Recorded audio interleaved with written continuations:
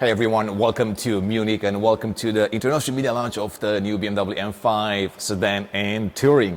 And to learn more about the design of the car, I have here with me Jose Casas, exterior designer for these two cars and also the M2 and other products. But we've been trying to talk about this for quite some time because the design has been controversial a little bit. A lot of people talking about both cars, why did you make these design choices and all of that. So today we're going to try to explain them, maybe give an overview of the car as well, and then maybe dive into some details that maybe you've never told before when it comes to the two cars. So first of all, thanks for having me.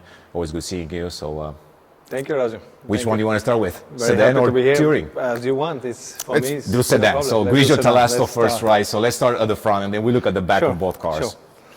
So, I mean, maybe I can give you a little intro first of what we were thinking about designing this car. It was obviously a very challenging task because, you have a very elegant and very stretched look of a 5 Series. This is the normal sedan we have, and then we had to design an M5. So what that means, you have to make the car much more sportier, much more stronger, but still keeping that kind of elegance on it. So it was, to find the fine line, the fine balance between those two cars, and offer the customer, of course, something very emotional, but with very sophisticated details and design elements. So that's why maybe today we can dig into it. Okay, perfect. Yeah? So I'm going to jump right in on this because people want to see the front end immediately, right? So I mean, clearly different than any other M5 before, right? And it's also based on the i5 M60 in many ways. Exactly. So let's go right in. So, I mean, as you know, bonnet is a carryover part, of course, so from the 5 Series. So and the lights and the kidney, part of it. Yeah, so we have to play with things that will go low into the ground of the car. Okay. So one of the concepts behind this was to connect the whole vehicle more into the road. Okay. Why? Because then, as I said, the silhouette is kind of fixed already. So we wanted to do that to make the car much more sportier going down. If you see all the forms in general of the M5, all the forms are much more simpler than the base model, and they are also much more robust. A typical M.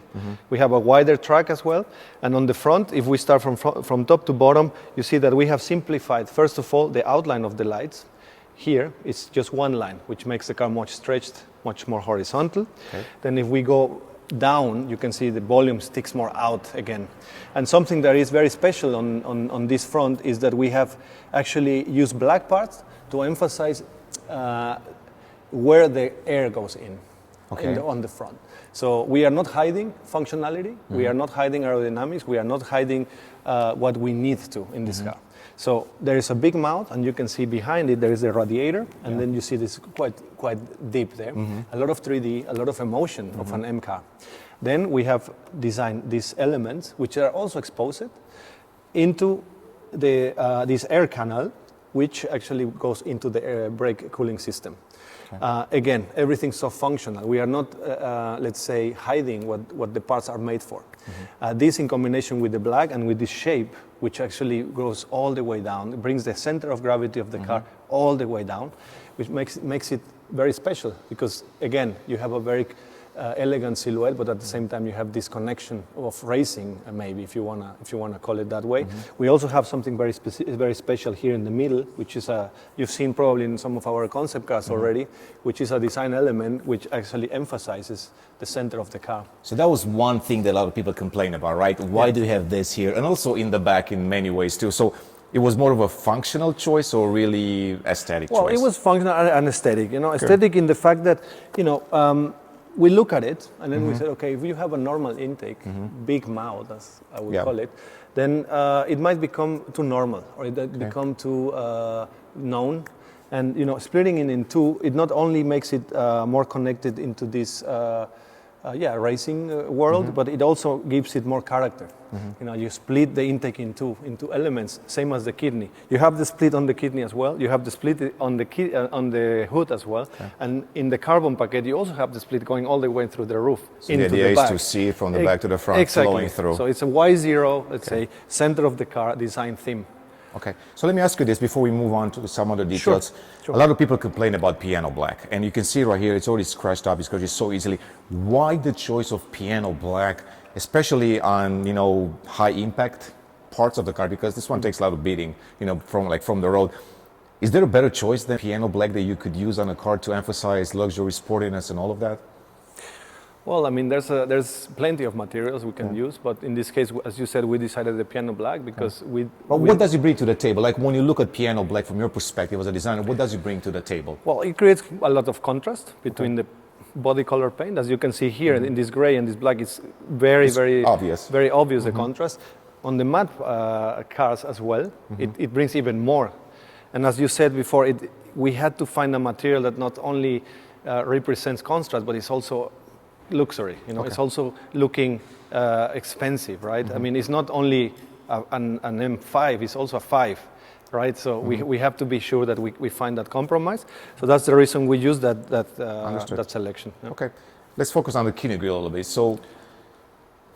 No openings, right? I mean, we have an opening here. Underneath, underneath, yeah.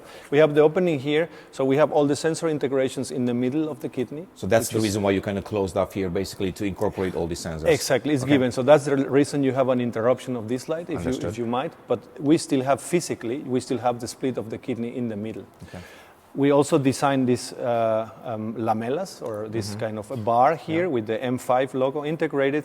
And again, everything very logical. If you see this one, connects to the actual outline of the headlamp. So to stretch the car, this connects to that, and you emphasize this kind of elegance at the same time as you are creating a very sporty element. So we always try to find in every element of this car to find the two worlds. Okay. So yeah. Gotcha. Headlights. Let's focus on a little bit too. So. I mean, the nice part is that you're still retaining kind of this double headlamps interpretation because it's kind of gone in other cars. But any story there that you want to tell? Yeah, I for example, I can explain you this to everybody that the leaning forward of these icons. If you see it from side view, you can see that the lights are leaning actually a bit forward. Okay, so slanted forward. Exactly, and that's a very typical BMW thing to do. Is the shark nose? The shark nose. So we not only have the shark nose in the middle of the kidney, but we also have it in the headlamps, which is really cool. And what we did then in the M5 is, again, with this line, you actually emphasize even more that shark nose. So it's kind of similar angle, basically. Exactly. So you have a very similar angle, which again shows dynamic, which again shows more power, which again shows more the car is going forward, and it's not only going forward, but it's also going down. So all these lines goes forward, and if you can see here, on this angle here, this bone here, they are all shooting into the center of the car, into the intake. Again, to make the car more focused. When you see it, you look, wow, that's a very impressive front. And I tell you this because I'll look at right now at the piano black to go back on that topic.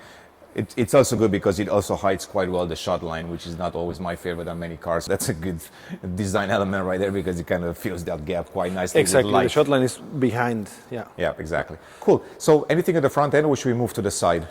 Well, I can just say, for example, another cool element that we have here is this kind of wings, right? So the geometry of the front is the main volume is the kidney and this big front intake. That's the main volume. As you can see, these whole surfaces are the ones holding it. And then around this, we have this secondary theme with these air inlets that actually bring the air, which for more aerodynamic and to guide the air outside on this side from the back. So that's also a very important element, to complete the whole front. Gotcha. This one gives the width, this one gives the power and the focus. Okay, so now you move to the side. I'm going to ask you a question because to me the front end, when I looked at it, or when I saw it the first time, I thought Transformers. Like it looked like, it's transforming into something like a beast or something. But then when you look at the side, you see more of that monolithic design, which I asked Christopher Val, what does it really mean? Because it sounds fancy, but I'm not sure. And you have these simpler shapes on the side. How do you bring this balance in? Because you got this aggressive front end, aggressive rear, but a very kind of bland in many ways side view. That's a very good point that you're bringing that out because actually... I've been learning, man, I've been spending so much time with you guys. Really good. No, I mean, it's a really good question. And actually, in this product, again, it's like the balance, You have to have aggression and strong lines where you need them, but that not necessarily you have to abandon that elegance and that sheerness. Now, that's a very good point. For example, here on the front fender, everything is much more sheer than a lot of models from BMW. You can see that the section is actually not so round or is not so organic. It's actually a very, very controlled front fender, and you might think, okay, but it's an M, maybe we need more muscle, but that was deliberately made that it's more clean, much more simple. And one really cool feature that we have on only on this car, and only on this one, okay, and the Touring, of course, is the wheel lip. This wheel lip is the smallest you will find in any BMW. Really? Yes. That's a fun fact. And you know, you might not see it at first glance, but again, it was this kind of principle of bringing everything closer to the ground and closer to the wheels. You know, so this allows you obviously to create more beautiful surfacing around this. It also helps you, you know, to give a bit of a break of what you just mentioned of this very aggressive front. Sure. Now let's talk about the lines like on the side, right? Sure. We'll talk about the silhouette because clearly a little bit more coupe than ever before. But walk me through the lines because you got a couple of lines. I guess the Ziegler line, the Curter line, as you call it, is still there. You got this line that interrupts the flow and it creates these shades too. But then you, of course, you have the rocker panel. So maybe walk me through your design ideas behind this. So the first thing we did was the shear surfacing, front and rear fender. Especially the rear is the one I love. It's because maybe you can see there on the Touring as well. You can see that it's such a controlled volume. You know, this in combination with the wheel lips. Now the one big change is here. The line ends not all the way to the front of the car. Above the exactly. wheels. And why we did this? Because when the line ends here, then you emphasize more the strength of the fenders, which is typical for M, and to show more that extra width we get. Understood. Then we get the rocker in body color. Because again, we move everything down, everything into the floor. So that makes your eye look at the car much more lower than if we will have a black piece, for example. Yeah. Is there also a functional reason behind that? Because I remember talking to Christopher Weil, and he was telling me that even when you get in and out of the car, it's not going to mess up your pants or something like that. Yeah. This so was interesting, honestly. This line is always critical. Of course, because when you walk in, you know your leg could touch. Yeah, exactly. So that's of course a functional, and that's the limit. Let's say we optimize that line. Then we have, of course, new Hofmeister technique. With the M5 logo integrated, you know, only for this car. And another line that we look at it in detail, that makes the car with much more character, is this line. This line is not in the AG model or the MSP. This is a new line. So all this part is new. So that's not on the regular i5 or 5 Series? No. Really? So that's just, I never seen it. So exactly. So then what we did, you want to emphasize the front fender, but we also want to emphasize the sedan look.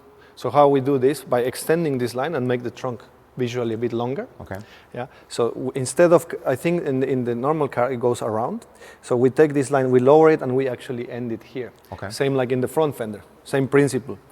Then this line as well, we didn't drag it all the way through, because of course you want to make the car stronger. You want to make the car more bulky, you know, more muscular.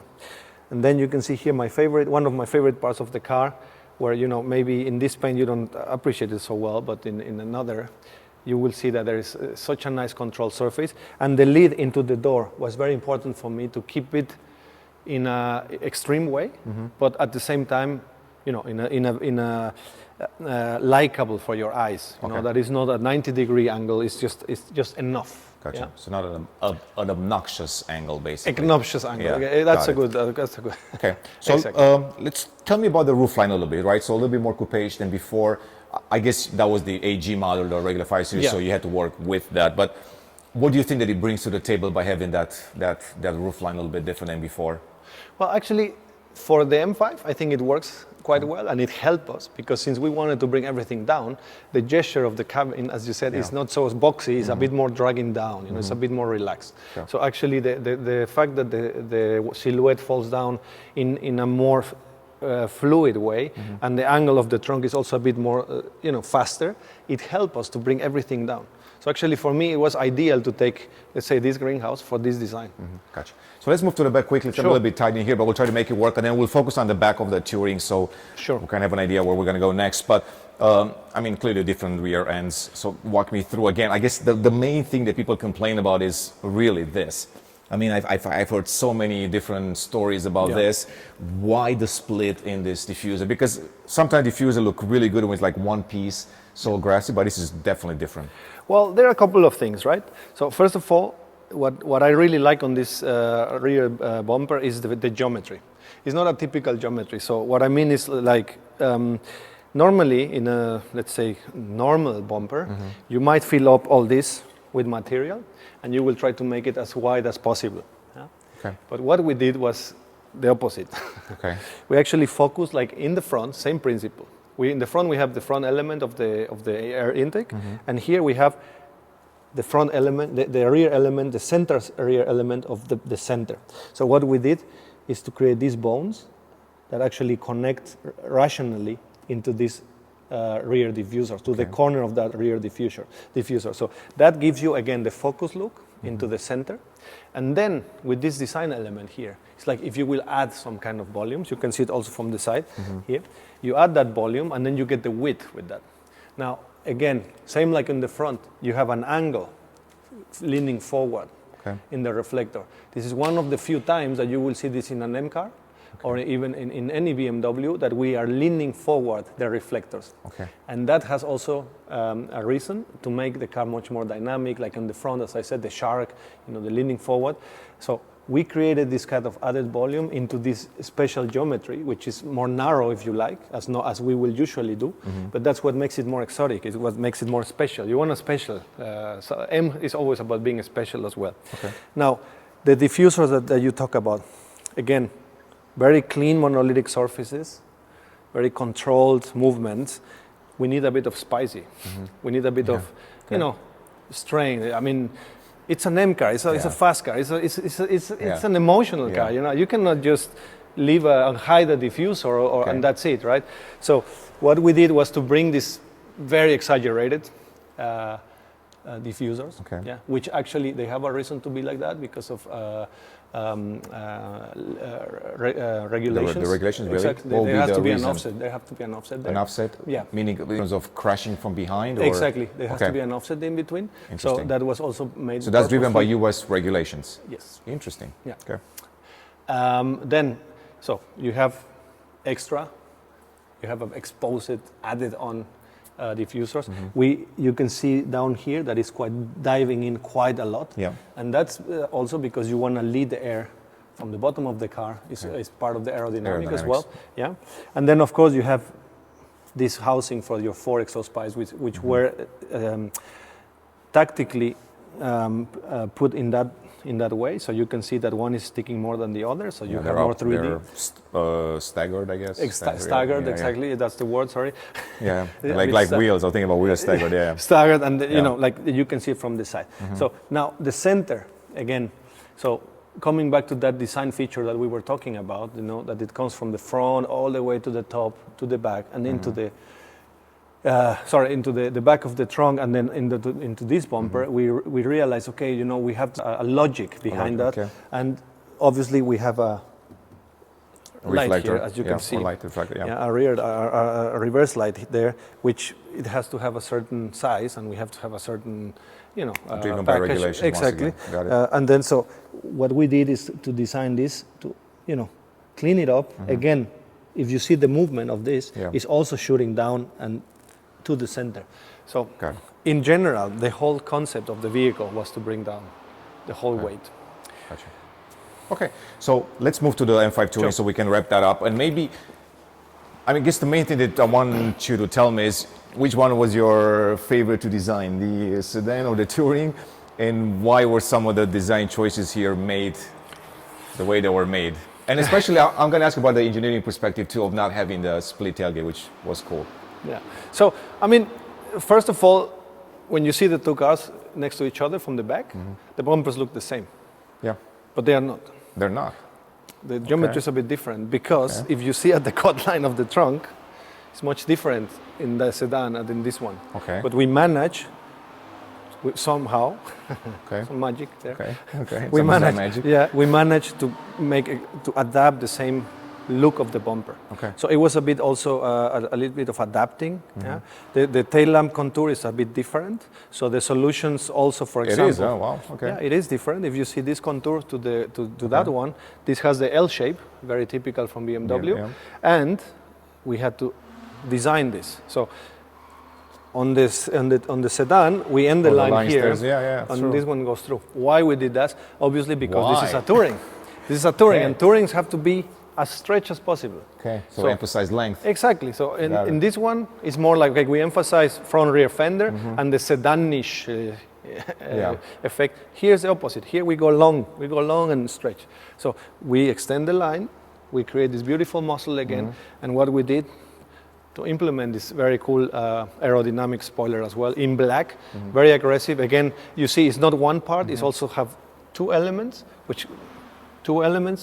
Okay, so well. the duality of M. As a side note, just to tell people what duality is, I've learned recently that even the double spokes, that you see like on the wheels, it plays on the duality of M always, the duality of pipes and that. So there is always a story behind it. Very exactly. cool. So, there is this topic of duality. Again, two elements, one here, one on the other side as well. So it's these two elements holding one main volume, which is also very special.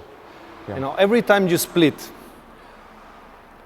a big volume in parts, it gives more strength, much more power. Okay. When you have big surfaces, then it's let's say a bit more fluid. It's more elegant. So that's what we try here to keep side view as long as possible and then split volumes. Yeah? I mean, visually you've done a good job, because the first time that I saw the cars a few months ago, I was 100% sure that this car is actually longer, and then I was told that they're actually identical in size, which is interesting, because honestly, if you don't see them side by side, you would think that this is the longer car. It's longer, yeah. Gotcha. Okay, anything in the back? So split tailgate, it was not a design decision, right? It was more of an engineering packaging decision. So just want to clarify that it was not you that said, I don't want the split tailgate, take it away. So it's not your fault, you got to blame someone else. All right, got it. Yeah. Okay, tell me about this element, because it stands out quite a bit if you do carbon fiber on it. I saw the performance part, and it looks quite cool actually. Yeah, this is driven also by not only design, but it's also the aero. Okay. Yeah, so to guide there to the back. Yeah, okay. We have to. The longer this is, the better it is. So perfect. That's mainly functionality. The only thing that this car is missing, really, it's a carbon fiber roof. Yes. And that was an engineering decision once again, but that's what would have kind of brought the package all together. Honestly, it would have been absolutely amazing. So let's wrap up with this. So if you had a choice to buy an M5 sedan today, what would be the best color to show the design on that car? And then the same question for the M5 Touring, because there's a lot of conversation around colors, because for the first time you can get 150 colors from the individual package or program for both cars, and even I would struggle to pick one. So best design that would show with a certain color on the sedan and the Touring. I like that one in matte black. So that one in matte black, okay? Yeah, that in matte black, I will say. And this one, I will probably take the green. The green, the Isle of Man green. Isle of Man green. Got it. Yeah, because I think that car, for me, is more mean than this one. Gotcha. And this color helps it to, I like mean cars. Yeah. As you can see. I'm a sucker for purple, so I asked BMW USA to spec a car for me just so I can drive it for a little bit in Techno Violet. Why not? Paying homage to the Techno Violet. There we go. The E34 and all of that. So that was my choice. But honestly, in black, it looks fantastic too. Well, Jose, thank you so much for the details. I guess a lot of details that we didn't know. So I really appreciate the time. I guess in the future we'll have a chance to chat more about design and other new products. So I look forward to seeing what you've done. So always a pleasure seeing you. Thanks for your time. The pleasure is mine, and thanks so much for the invite Thank again. you. Appreciate it. Thank you. Guys, thanks for watching, and we'll see you in the next one.